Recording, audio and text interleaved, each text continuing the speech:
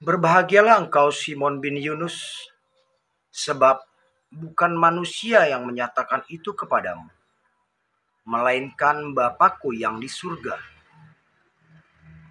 Dan aku pun berkata kepadamu, engkau adalah Petrus, dan di atas batu karang ini aku akan mendirikan jemaatku, dan alam maut tidak akan menguasainya. Bapak, Ibu, dan saudara-saudari yang terkasih dalam Kristus, Yesus mengatakan Simon bin Yunus sebagai yang berbahagia, karena Bapalah yang menyatakan kepada Simon hingga ia mengatakan Yesus adalah Mesias, Anak Allah yang hidup.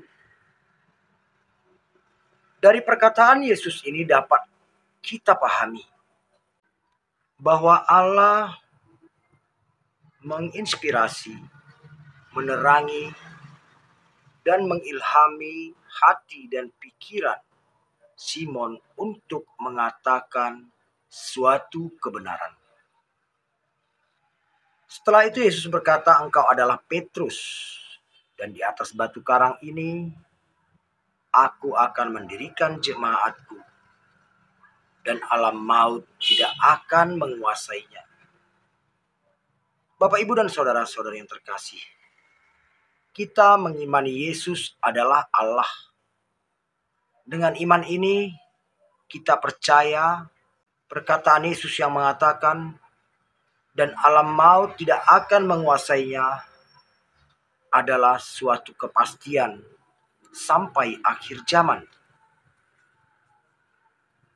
Bapak, Ibu, dan saudara-saudari yang terkasih, perkataan Petrus yang diilhami oleh Allah ini adalah suatu magisterium, pengajaran yang tidak pernah salah, karena diilhami oleh Allah sendiri. Sekarang pertanyaan bagi kita, apakah magisterium itu dengan sendirinya berakhir dengan meninggalnya Simon Petrus? Yang kedua, apakah Allah berhenti mengilhami gerejanya?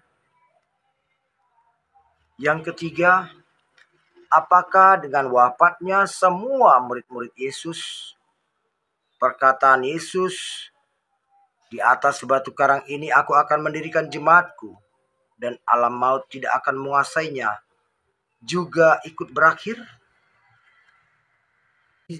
Magisterium tentu tidak berakhir, sebab Simon Petrus dan para rasul telah melantik penerus-penerus mereka yang akan menerima ilham dari Allah untuk terus memberi pengajaran kepada umat manusia. Allah tidak akan berhenti mengilhami gerejanya, karena gerejanya hidup dengan roh Allah yang terus-menerus dikaruniakan kepada gerejanya. Yesus adalah Allah yang tidak mungkin mengingkari janjinya bahwa gerejanya tidak akan dikuasai alam maut. Bapak, Ibu, dan saudara-saudara yang terkasih, di akhir-akhir ini selalu ada yang mengatakan bahwa gereja, yakni jemaat yang didirikan Yesus di atas Petrus, telah tersesat. Dan perkataan ini dijadikan alasan untuk mendirikan gereja-gereja baru yang mereka klaim sebagai gereja yang benar atau gereja yang suci. Bukankah pernyataan dan perkataan seperti ini suatu bentuk penyangkalan dari perkataan Yesus sendiri bahwa gerejanya tidak akan dikuasai alam maut? Bapak, Ibu, dan saudara-saudari yang terkasih dalam Kristus, Injil Tuhan hari ini mengingatkan kita agar bertobat untuk menyatakan jemaat yang didirikan Yesus telah tersesat. Karena Yesus sendiri sebagai kepala gereja itu berjanji akan selalu dan senantiasa menyertai gerejanya, dan berjanji alam maut tidak akan menguasai gerejanya. Marilah kita merefleksikan diri kita. Siapa kita ini yang dengan lantang dan angkuh menyangkal penyertaan Yesus pada gerejanya?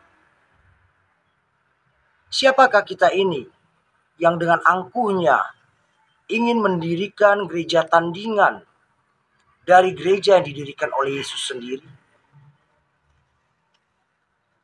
Kemanakah arah dan tujuan kita jika kita membentuk kawanan domba yang baru, yang terpisah dari kawanan domba yang digembalakan oleh Yesus sendiri? Siapakah kita yang ingin menggantikan Petrus, sang batu karang yang diangkat oleh Yesus sendiri untuk menjadi pondasi jemaatnya? Bapak, Ibu, dan saudara-saudari yang terkasih, semoga sabda Tuhan hari ini menyadarkan kita dan bertobat untuk kembali kepada pangkuan gereja yang didirikan oleh Yesus sendiri. Amin. Tuhan memberkati.